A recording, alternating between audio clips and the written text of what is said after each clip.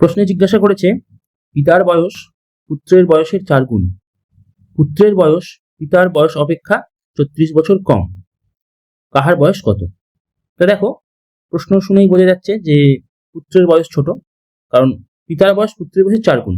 তাহলে ধরি যে পুত্রের বয়স 1 গুণ, তাহলে লিখে ফেলছি, ধরি 1 গুণ। তাহলে পিতার বয়স কত? সুতরাং পিতার বয়স কি প্রশ্ন বলা হয়েছে 4 গুণ, তাহলে একই সাথে 4 গুণ করলে কি হয়? 4 গুণ। এবার কি বলেছে? পুত্রের বয়স পিতার বয়স অপেক্ষা 36 বছর কম, মানে পার্থক্য বার করতে বলেছে। অপেক্ষা মানে সাধারণত পার্থক্য বোঝায়, এর চেয়ে এরকম। তাহলে মানে পিতা ও পুত্রের বয়সের পার্থক্য। তাহলে এখানে কি 4 থেকে 1 সমান 3 গুণ, এখানে গুণটা লিখতে হবে। তাহলে বয়সের পার্থক্য 3 গুণ। আবার প্রশ্নে কি দেওয়া আছে? এই 3 গুণ মানেটা কি? 3 গুণ মানে 36 বছর। তাহলে প্রশ্ন অনুসারে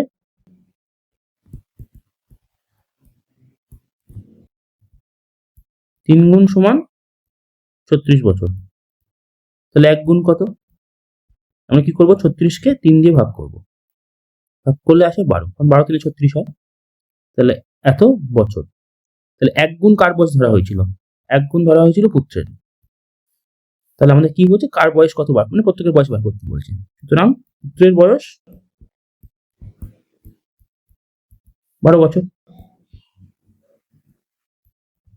আর পিতার বয়স কত? দুভাবে বার করা যেতে পারে। এক, যেহেতু পিতার বয়স ছিল 4 গুণ, তাহলে একে গুণ করে দিতে পারি আমরা, 12 গুণ 4 করে দেবো, তাহলে 48 বছর। অথবা কি করা যেতে পারে, পারতো আর কি, এখানে কি বলা ছিল? পিতার বয়স ছিল পুত্রের বয়স অপেক্ষা, মানে পুত্রের বয়স পিতার বয়স অপেক্ষা 36 বছর কম, তার মানে পিতার বয়স 36 বছর বেশি। তাহলে আমরা কি করতে পারতাম? এই যে পুত্রের যে বয়স দেওয়া ছিল 12, এর সাথে আমি যদি আরো 36 যোগ করে দিতাম, তাহলে উত্তর একই আসতো। দেখো, এটা আসবে 48 বছর। যাই হোক, যে কোনো একটা পদ্ধতিতে করতে পারো। তাহলে আলটিমেট দাঁড়ালো কি? পুত্রের বয়স 12 বছর আর পিতার বয়স 48 বছর। আশা করছি বোঝা গেছে। তাও যদি কোথাও বুঝতে অসুবিধা হয়ে থাকে আমাকে জানিও কমেন্ট করে, আমি উত্তর দিয়ে দেবো। ভিডিওটা দেখার জন্য ধন্যবাদ।